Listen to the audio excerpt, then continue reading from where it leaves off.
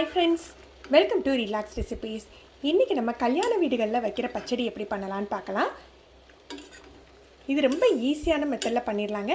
நீங்கள் நம்ம சேனலுக்கு புதுசுனா ரிலாக்ஸ் ரெசிபி சப்ஸ்கிரைப் பண்ணிக்கோங்க. மறக்காமல் கீழே உள்ள பெல் பட்டனை ப்ரெஸ் பண்ணுங்கள். அப்போ தான் நம்ம சேனலில் போடுற புது வீடியோக்களோட நோட்டிஃபிகேஷன் உங்களுக்கு இமீடியட்டாக கிடைக்கும். வாங்க இப்போ எப்படி பண்ணலான்னு பார்க்கலாம். முதல்ல எண்ணெய் விட்டுக்கலாம்.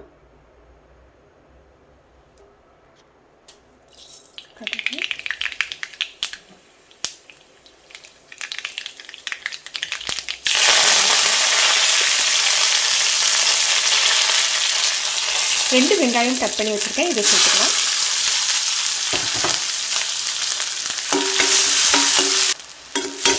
வெங்காயம் இந்தளவு வதங்கினா போதும், ரொம்ப பொன்முறுவலாக வதங்க வேண்டாம்.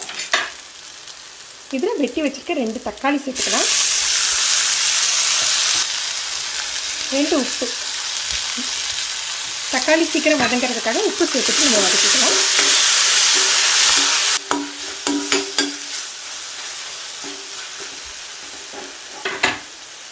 ஒரு 5-6 வெண்டைக்காவை பொடியாக கட் பண்ணி சேர்த்துக்கிறேன்.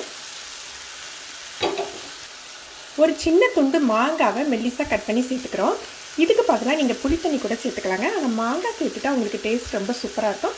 நிறைய மாங்காய் சேர்த்துக்கக்கூடாது, இதில் மைல்டாக தான் புளிப்பு இருக்கணும். நல்லா வதக்கி விட்டுறலாம்.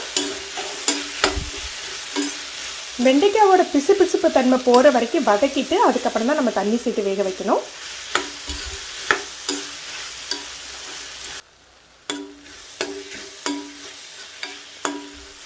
ஒரு 1/4 டீஸ்பூன் மஞ்சள் தூள், கொஞ்சமாக மிளகாத்தூள்.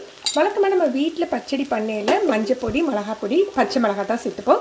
ஹோட்டலில் கல்யாண வீடுகளில் பண்ணையில் 1 ஸ்பூன் அளவுக்கு சாம்பார் பொடி சேர்த்துப்பாங்க. இன்றைக்கி நம்ம சாம்பார் பொடி சேர்த்துக்கலாம். உங்கள் காரத்துக்கு தகுந்தாப்பில் சாம்பார் பொடி சேர்த்துக்கோங்க.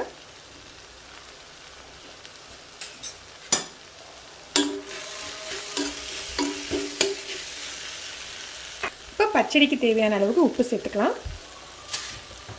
ஆல்ரெடி தக்காளியில் உப்பு போட்டிருக்கோம், அது பார்த்துட்டு சேர்த்துக்கோங்க. இப்போ இதை நல்லா மிக்ஸ் பண்ணி விட்டுட்டு ஒரு கப் அளவுக்கு தண்ணி சேர்த்து நல்லா சாஃப்டாக வேகிற அளவுக்கு வேக விட்டுறலாம்.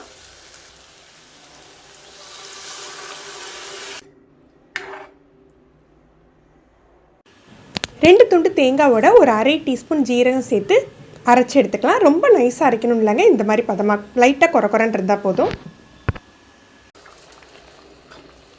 நல்லா சாஃப்டாக வெந்துட்டு அரைச்சி வச்சுருக்க தேங்காய் ஜீரக பேஸ்ட்லேருந்து 2 ஸ்பூன் சேர்த்துக்கலாம்.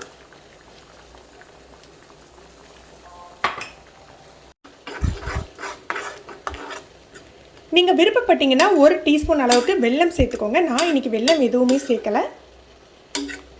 இது 2 நிமிஷம் கொதிக்கட்டும்.